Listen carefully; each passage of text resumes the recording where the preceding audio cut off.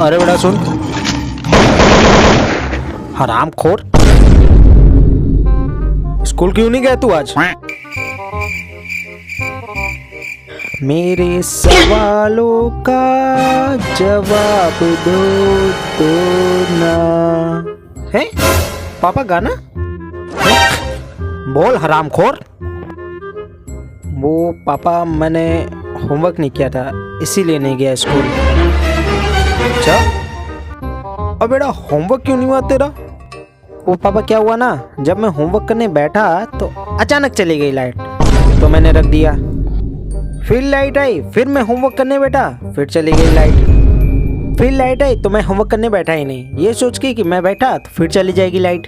अबे साले, हरामखोर तेरी तो।